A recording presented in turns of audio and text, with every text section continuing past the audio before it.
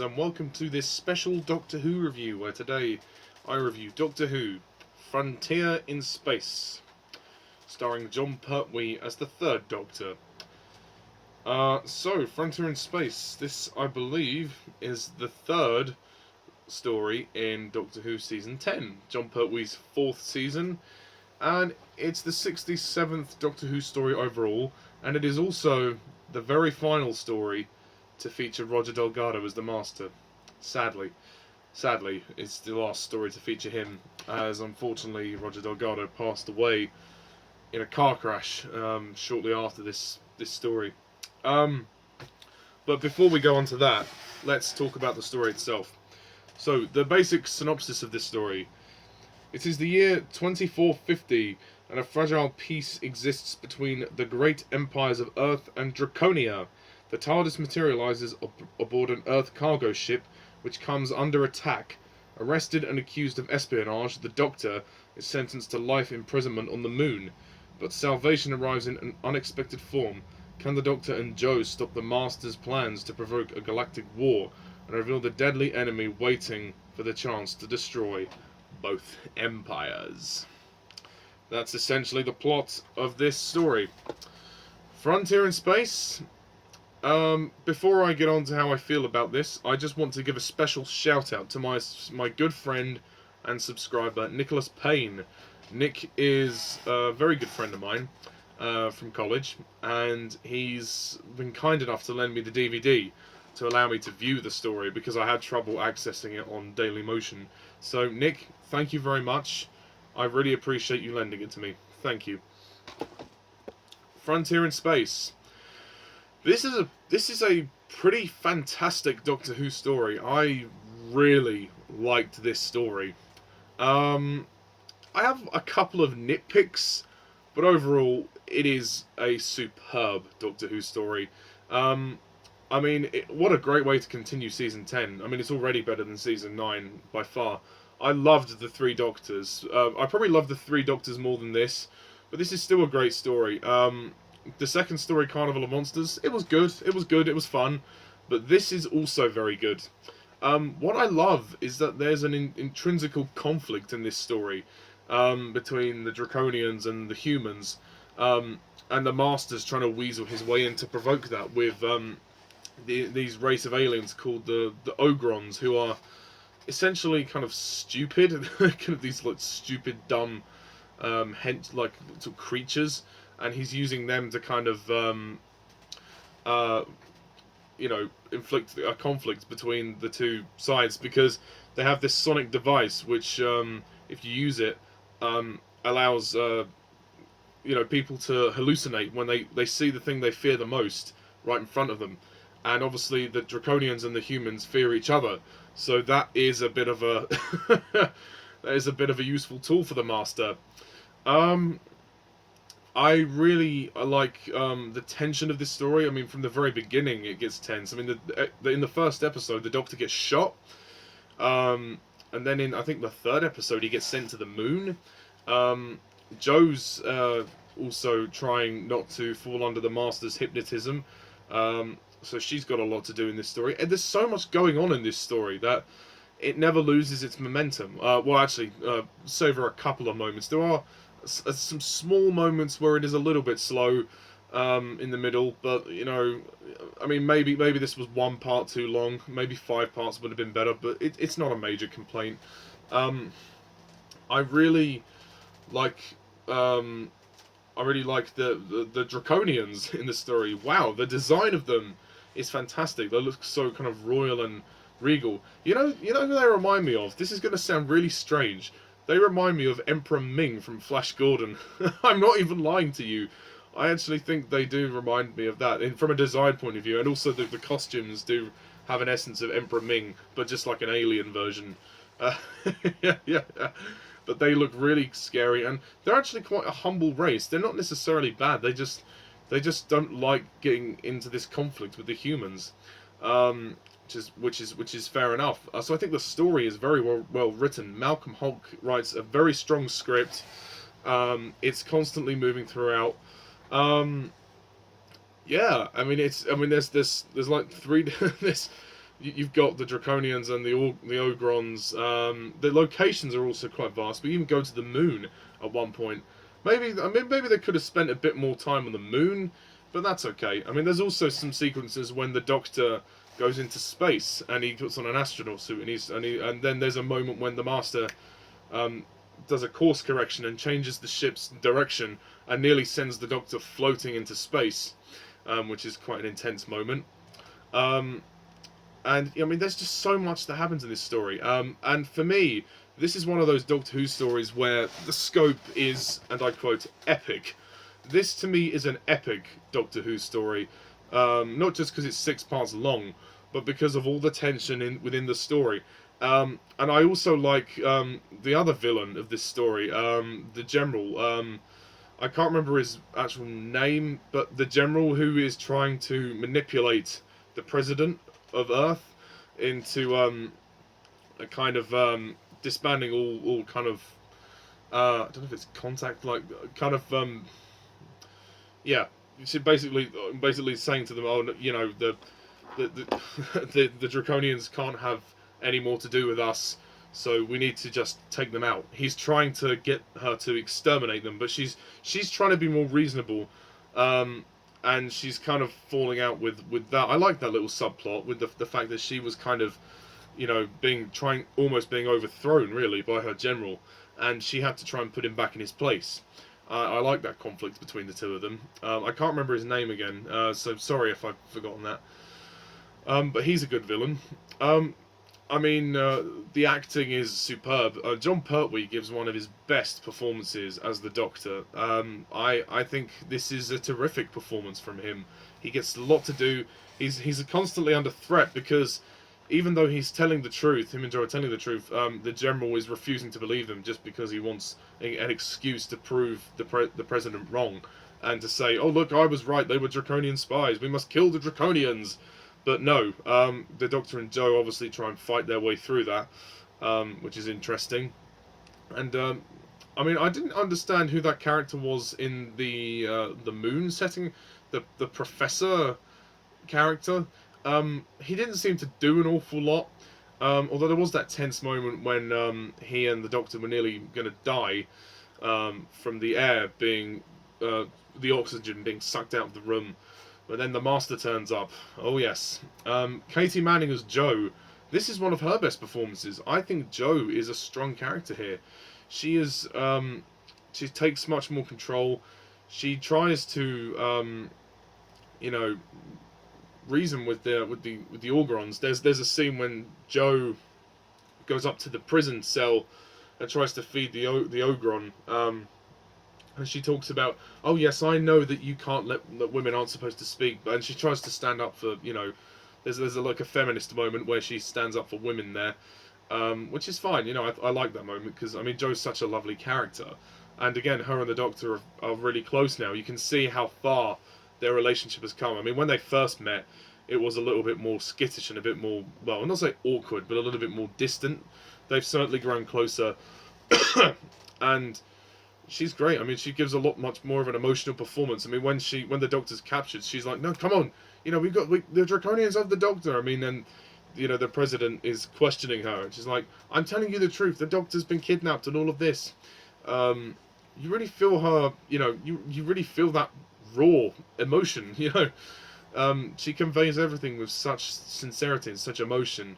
And she's just very charming, and it's going to be sad to see her go because I've only got 2 more stories to watch with Jo, and then she's out, and then she's gone. Thankfully, her replacement is just as good.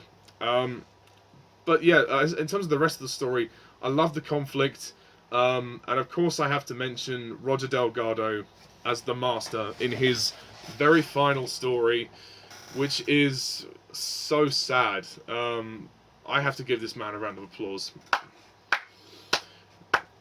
Bravo. Roger, we absolutely loved you. I will give my tribute to him at the very end of the story, but I will just say in this story, he is wonderful. This is probably his best, if not one of his best performances. Once again, he's very sly, sinister, magnetic. I mean, his hypnot. You know, you can see that this time Joe is outwitting him on his hypnotism. He can't hypnotize Joe because she's learned how to resist. But there's a moment when they get captured with the Master, and then they get taken to the Emperor of the Draconians, and then he's trying to constantly one-up the Doctor, and they're trying to... He's like, oh, I am a man of great peace, you know, don't take anything this fool says. You know, he's just so good in this story, and I will miss him as this character. He's defined this character. He's just, you know, intuitively evil. We can see now that this guy literally has no remorse. I mean, you know, he's even teamed up with the blooming Daleks, for God's sake. My only criticism about the Master in this story is that maybe he's introduced a little bit too late into the story. I would have liked him to have come in maybe one episode sooner. He comes in, I think, halfway through the story. And I think the story immediately got better after that. Because the first couple of parts, there was moments in part 2 which were a little slow. The Doctor and Joe were just kind of sitting in the prison cell doing nothing. Which wasn't really all that good. But he's so fabulous in this story. He really is. And for his final performance, you couldn't ask for much more. The Daleks are... Well, I don't really know if I can really mention them very much because they're not in it very much. They turn up for the end for no reason. I mean, I know that it was meant to be a prelude to the next story because they were making a big comeback in the Planet of the Daleks, but I don't think it was really necessary to have the Daleks in this story. They don't do anything. We already have enough aliens in this story as it is. I don't think they were necessary. I mean, it was cool to see them cameo at the end and whatnot, but they really weren't necessary to me. Just save them for the next story because that's when their big comeback is. So, yeah, just do that there. You know, I mean, when was the last time we saw?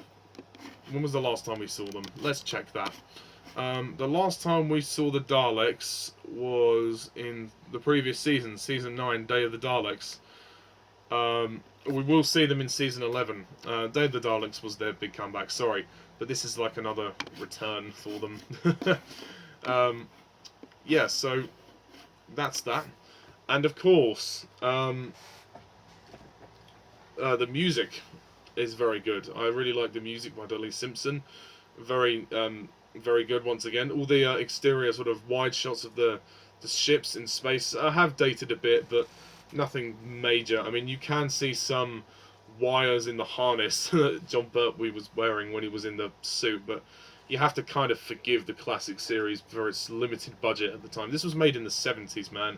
So I let it go. It's okay. Yeah, the Daleks weren't really necessary. For me, the story's a little too long at 6 parts. It could have been 5. A couple of slow moments, but other than that, this is a great story. And the direction is tight by Paul Bernard. I think he's a great director. Barry Letts produced some great stuff once again. It's a classic. It's an absolute classic. And you know, I like this one very much. Malcolm Hulke has written such a great, strong script. It does, yeah. I mean, it does take it does take its time a little bit in places, and there are a lot of characters, so there's a lot that has to be dealt with here. But so that's why I say throwing in the Daleks at the end wasn't necessary. But overall, I was pretty blown away by this story. So yep, it's happening. I'm going to give this story a 10 out of 10.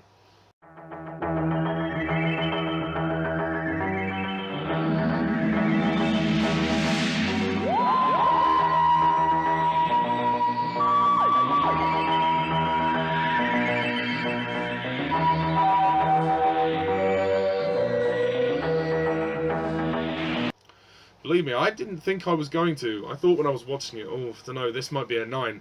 But you know what? I think for what it is, it's a 10 out of 10. It does enough for me to be a brilliant story.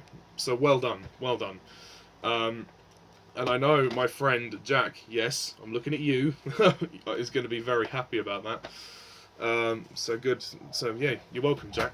So that is my review of Frontier in Space, but before I go, I really do have to mention a very special person, and I'm pouring a drink because I believe this man deserves a toast. And of course, you know who I'm talking about. It is Mr. Roger Delgado, the original, the best Master.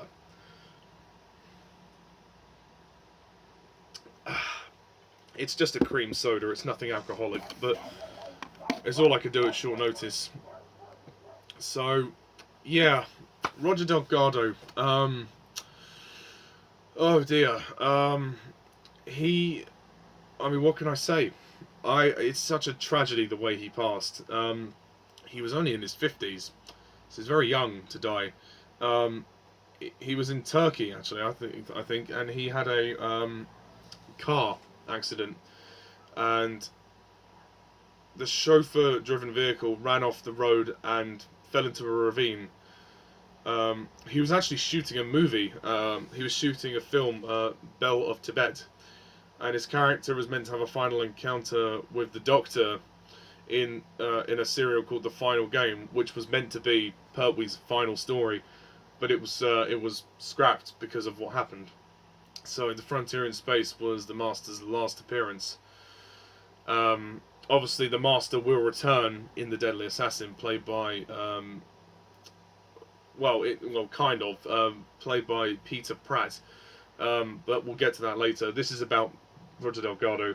I can only just feel such commiseration for this untimely death, and I think the producers were even more shocked, and Jon Pertwee was devastated. He really got on with Delgado, and they had such a strong friendship on screen. Sorry, off screen. On screen they were enemies. Lol. And he was loved. He was such a loved man. I mean, obviously, the character he plays in the show is evil, is a bastard. But he was a lovely man in real life, and he had, I mean, nothing but respect for everybody. And his wife, obviously, is still around today. You know, she wishes she was there with him. It's very sad to talk about, but we cannot fault everything he did. He gave us one of the best characters of the show, and he gave us one of the best portrayal of that character. The Master is a great character, one of my favourite Doctor Who characters. Such a great villain. Delgado was given, for the most part, pretty fantastic scripts, and he is an absolute delight on screen. He's a brilliant actor. He knew exactly what to do with the role, and you know, they had themselves a win really with him. So I toast again to Roger Delgado, the original Master.